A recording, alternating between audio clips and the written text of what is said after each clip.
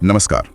आज की चर्चा में हम कुछ बहुत ही गहरे और मैं कहूँगा अक्सर पूछे जाने वाले आध्यात्मिक सवालों पर बात करेंगे। ये सवाल हमें श्रोताओं से मिले हैं और हम कोशिश करेंगे कि श्री हित प्रेमानंद गोविंद शरण जी महाराज के प्रवचनों और साथ ही भगवान कृष्ण की शिक्षाओं पर एक छोटी क्लिप के आधार पर इनके जवाब ढूंढें। तो मुख्य सवाल क्या है? पहला, क्या सच में कोई बाहरी शक्ति जैसे जादू टोना हम पर असर कर सकती है? दूसरा, ये जो एक धारणा है कि ईश्वर जिन पर कृपा करते हैं उनसे सब कुछ छीन लेते हैं, इसमें कितनी सच्चाई है? और तीसरा, ज्ञान और कर्म, इनका आपस में क्या रिश्ता है? क्या सिर्फ जान लेना काफी है या करना भी जरूरी है? हाँ, ये तीनों ही सवाल बहुत महत्वपूर्ण है और अक्सर लोगों के मन में उलझन पैदा करते हैं। बिल्कुल। तो हमारा मकसद यही है कि कर्म, भक्ति और भगवान की कृपा के नजरिए से इन्हें समझें। जो डर है या गलत फहमियां हैं वो दूर हों, एक क्लैरिटी मिले। सही बात है। तो चलिए शुरू करते हैं, इस विषय की गहराई में उतरते हैं। सबसे पहले पहला सवाल लेते हैं।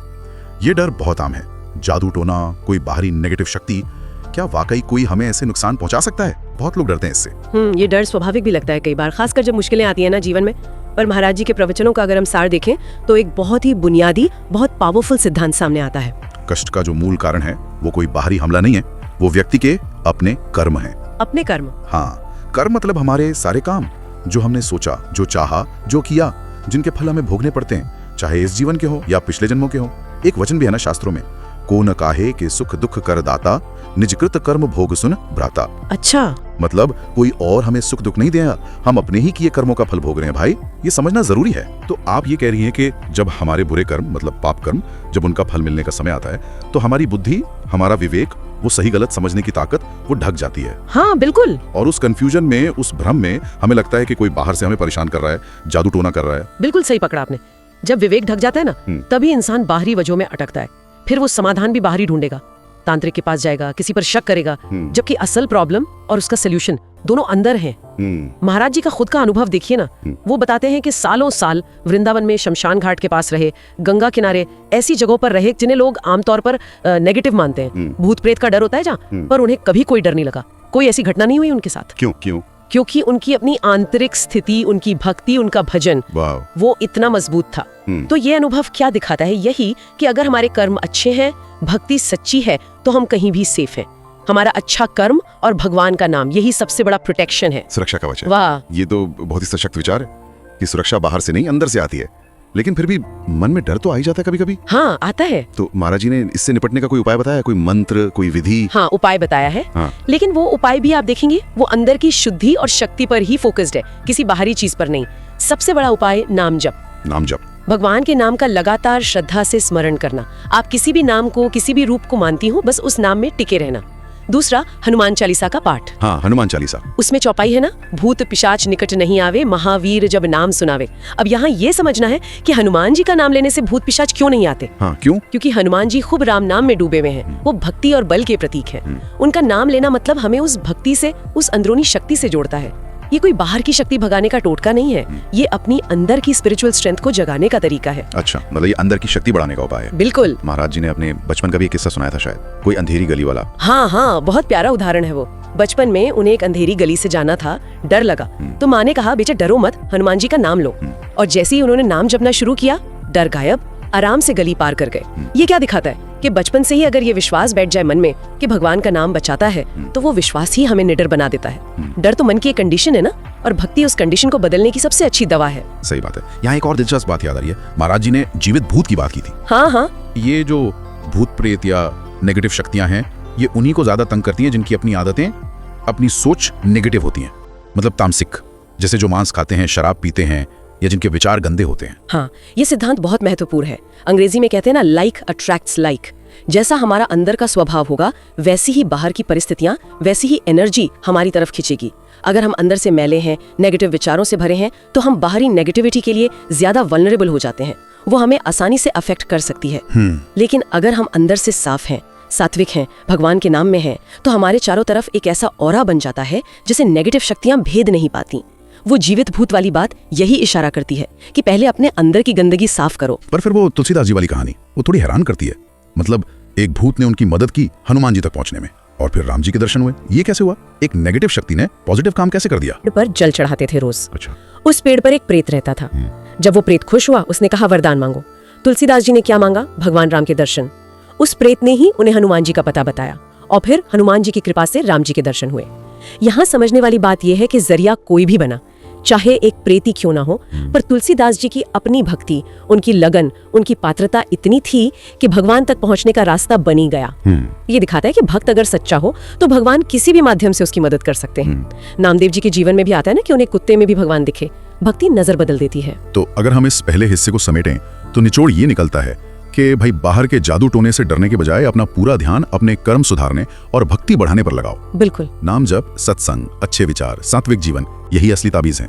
डरना बंद, भजन शुरू। ये बात है ना? बिल्कुल, यही सार है। आपका अंदर का किला जितना मजबूत होगा, बाहर के हमले उतने ही बेकार हो जाएंगे। डर मन की कमजोरी है और भक्ति उस कमजोरी की दवा। ठीक है, ये तो एकदम स्पष्ट हो गया कि महाराज जी के अनुसार असली सुरक्षा अंदर से है, कर्म और भक्ति से। पर अब यहाँ से एक और उलझावा सवाल निकलता है जो अक्सर लोग पूछते हैं। ये जो धारणा है कि भगवान जिनसे प्रेम करते हैं, जिन पर कृपा करते हैं, उनसे सब कुछ छीन लेते हैं। कई लोग गीता के एक श्लोक का भी जिक्र करते हैं, यस्याम अनुगृह्णामि हरिष्यत धनम शनय। इसका क्या मतलब है? ये तो सुनकर ही थोड़ा डर लगता है। हाँ, ये विचार सच में बहुत लोगों को कंफ्यूज करता है और कभी-कभी तो भक्ति के रास्ते से हटा भी देता है। लेकिन यहाँ भी महाराज जी के प्रवचनों से बहुत साफ मार्गदर्शन मिलता है। पहली बात, सबसे जरूरी बात, ईश्वर का स्वरूप क्या है, उन्हें क्या कहा गया है? मंगल भवन अमंगल हारी। मंगल भवन अमंगल हारी। हाँ, वो मंगल के, कल्याण के घर हैं और अमंगल को, बुराई को हरने वाले हैं। उनकी नेचर ही मंगलमय है। वो किसी का बुरा कर ही नहीं सकते, असंभव है। जैसे सूरज अंधेरा नहीं फैला सकता, जहाँ सूरज है वहाँ रोशनी ही होगी। वैसे ही जहाँ भगवान की कृपा होगी वहाँ आखिर में मंगल ही होगा, चाहे हमें उस समय कुछ मुश्किल या नुकसान क्यों ना दिख रहा हो। लेकिन फिर ये सब कुछ छीन लेने वाली बात कहाँ से आई? अगर वो अमंगल नहीं करते तो भक्तों के जीवन में मुश्किलें क्यों आती हैं? वो छीनना नहीं हुआ। देखिए, यहाँ छीनने शब्द को सही कॉन्टेक्स्ट में समझना होगा। ईश्वर हमसे वो चीजें नहीं छीनते जिन्हें हम खोना नहीं चाहते। वो हमारी आसक्ति को छीनते हैं, उस अटैचमेंट को हटाते हैं जो हमें इन नश्वर चीजों से बांधे रखता है और भगवान से दूर करता है। अच्छा, आसक्ति को। अच्छा, हाँ, महाराज जी समझाते हैं कि इसके दो तरीके हो सकते हैं। पहला, अगर इंसान में विवेक है, समझ है, तो भगवान उसके अंदर ही वैराग्य का भाव जगा देते हैं, मतलब डिटैचमेंट। वो खुद ही समझने लगता है कि ये दुनिया, ये रिश्ते, ये सब टेम्परेरी है, इनमें सच्चा सुख नहीं है, और वो नेचुरली इनसे ऊपर उठ जाता है। चीजें पास होते हुए भी वो उनमें फंसता नहीं। और दूसरा तरीका, अगर किसी में उतनी समझ ना हो तो, अगर विवेक कम है और इंसान दुनिया की चीजों में, पैसे में, मान सम्मान में, रिश्तों में बुरी तरह फंसा हुआ है, उसी को सब कुछ मान बैठा है, तो भगवान कृपा करके, दया करके उन अटैचमेंट की वस्तुओं को ही उससे दूर कर देते हैं। अच्छा, क्यों? ताकि उसका ध्यान उन टेम्पररी चीजों से हटे और परमानेंट भगवान की तरफ लगे। जब तक हमारे पास दुनिया के खिलौने होते हैं ना, हम उन्हीं में लगे रहते हैं, भगवान की याद ही नहीं आती। जब वो खिलौने हट जाते हैं तब असली सहारे की जरूरत महसूस होती है। कृष्ण ने गीता में कहा ना, मामेकम शरणम व्रज, सब छोड़ के मेरी शरण में आ। तो ये चीजों का हटना असल में दुर्भाग्य नहीं है, ये भगवान की स्पेशल कृपा है, हमें अपनी तरफ खींचने का एक तरीका, सजा नहीं है, ये प्यूरिफिकेशन प्रोसेस है। ये तो बिल्कुल अलग पर्सपेक्टिव है। लेकिन फिर भी क्या ऐसे उदाहरण नहीं है जहां भक्तों को कष्ट नहीं मिले बल्कि दुनिया की दौलत भी मिली? क्योंकि अगर कृपा का मतलब सिर्फ छीनना होता तब तो सारे भक्तों को गरीब और दुखी होना चाहिए था। बहुत अच्छा सवाल है, और बिल्कुल हैं, ढेरों उदाहरण हैं जो इस सिर्फ छीनने वाली बात को गलत साबित करते हैं। भक्त शिरोमणि राजा अम्बरीश को देखिए, चक्रवर्ती सम्राट थे वो, कितना ऐश्वर्य था और भगवान के कितने प्यारे भक्त थे। भगवान ने खुद कहा कि मैं तो भक्त के अधीन हूँ। अगर कृपा का मतलब सब छीनना होता तो अम्बरीश राजा कैसे रहते? सुदामा को देखिए। हाँ, सुदामा जी गरीब थे, पर जब कृष्ण के पास गए तो कृष्ण ने न सिर्फ दोस्ती निभाई बल्कि लौटते में उनकी झोपड़ी को महल बना दिया, अपार संपत्ति दे दी। राजा दशरथ के घर तो खुद भगवान राम बनकर आए, प्रहलाद को राज्य मिला, ध्रुव को अटल पद मिला। तो ये कैसे कह सकते हैं कि कृपा का मतलब सिर्फ अभाव है? ये उदाहरण तो सोचने पर मजबूर करते हैं। मतलब कृपा का रूप अलग अलग हो सकता है, जरूरी नहीं कि वो छीन कर ही हो। बिल्कुल, कृपा का असली मतलब है भगवान का हमारी तरफ ध्यान होना, हमें अपनी तरफ खींचना। वो खिंचाव कभी अंदर वैराग्य जगाकर होता है, कभी बाहर की परिस्थितियां बदलकर। महाराज जी अपना ही उदाहरण देते हैं, कहते हैं कि उन्हें सेहत की इतनी गंभीर समस्याएं हैं, किडनी की प्रॉब्लम है, लेकिन वो इससे भी भगवान की कृपा मानते हैं। इसे भी कृपा मानते हैं? हाँ, क्यों? क्योंकि इस हालत में भी वो लगातार भगवान के चिंतन में, नाम जप में लगे रहते हैं, लोगों को रास्ता दिखाते हैं। वो कहते हैं कि भगवान की कृपा हमारे अंदर की असद भावनाओं को नष्ट करती है, काम, क्रोध, लोभ, मोह, अहंकार। कृपा हमें अंदर से सुंदर बनाती है, सच को उभारती है और झूठ को, यानी हमारे अंदर के मैल को हटाती है। जरूरी नहीं कि वो बाहर की संपत्ति या सुविधा ही हटाए। तो फिर जीवन में जो परेशानियां आती हैं, व्यापार में नुकसान, नौकरी जाना, परिवार में झगड़े, इन्हें क्या समझे? क्या ये प्रारब्ध है? हाँ, अक्सर जीवन में जो सांसारिक मुश्किलें आती हैं वो हमारे पूर्व प्रारब्ध का फल होती हैं, मतलब पिछले जन्मों के कर्म जिनका फल इस जन्म में मिलना तय है। इन्हें सीधे सीधे भगवान की छीनने वाली कृपा मान लेना शायद ठीक ना हो। हाँ, अगर इसके साथ साथ भगवान की तरफ खिंचाव बढ़े, अंदर वैराग्य आए, तब बात अलग है। बल्कि ऐसे तो अनगिनत उदाहरण हैं जहां लोगों ने भक्ति शुरू की और उन्हें दुनिया में भी तरक्की मिली, समृद्धि मिली। कृपा का मेन पर्पस हमें भगवान से जुड़ना है, रास्ता कोई भी हो सकता है। तो ऐसी स्थिति में सलाह क्या है? अगर जीवन में मुश्किल आए तो उसे कैसे देखें, कैसे हैंडल करें? सलाह वही है जो भक्त हमेशा अपनाते हैं, स्वीकृति और विश्वास, एक्सेप्टेंस एंड फेथ। जिसमें तुम राजी हो उसमें हम राजी हैं, ये भाव। भगवान की इच्छा मानकर उसे स्वीकार करना, ये भरोसा रखना कि जो हो रहा है आखिर में मेरे भले के लिए ही हो रहा है, चाहे अभी समझ ना आए। और सबसे जरूरी, भक्ति में, नाम जप में लगे रहना, शक न करना।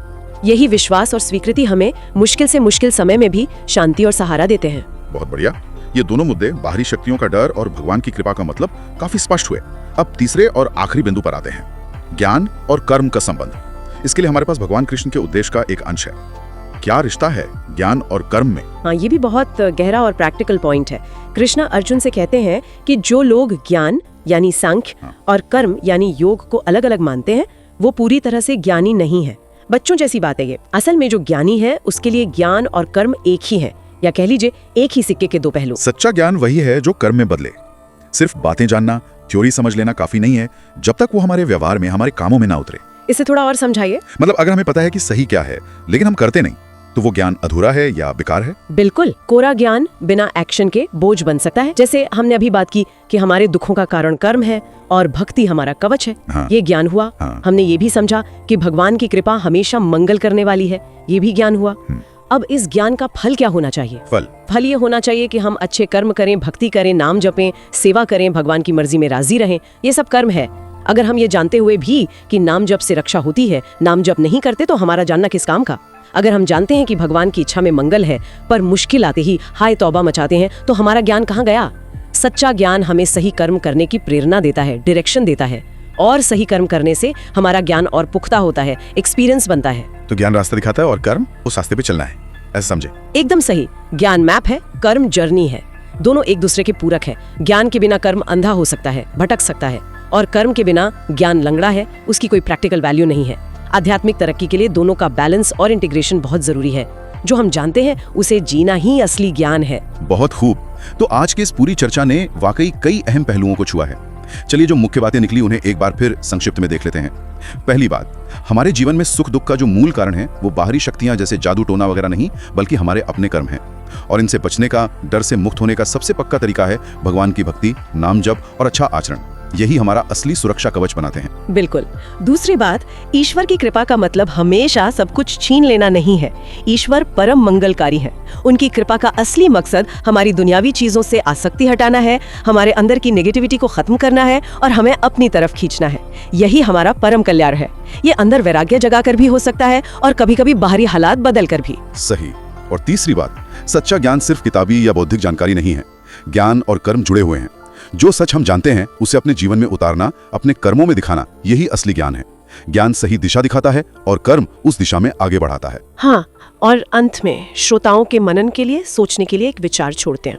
अगर ये सच है, जैसा कि महाराज जी और शास्त्र बताते हैं, कि हमारी अंदर की स्थिति जो हमारे कर्म, विचार और भक्ति से बनती है, वही काफी हद तक हमारे बाहरी अनुभवों को तय करती है, तो फिर इस पर सोचिए। रोजमर्रा की जिंदगी में हर पल एक्टिव होकर पॉजिटिव विचार, अच्छे कर्म और भक्ति का अभ्यास करना, ये कैसे उन बाहरी परिस्थितियों को भी बदल सकता है जो अभी हमें बहुत मुश्किल या नेगेटिव लग रही हैं। हमारी अंदर की बदलाव की शक्ति बाहरी दुनिया को किस हद तक इफेक्ट कर सकती है, इस पर जरूर चिंतन कीजिएगा।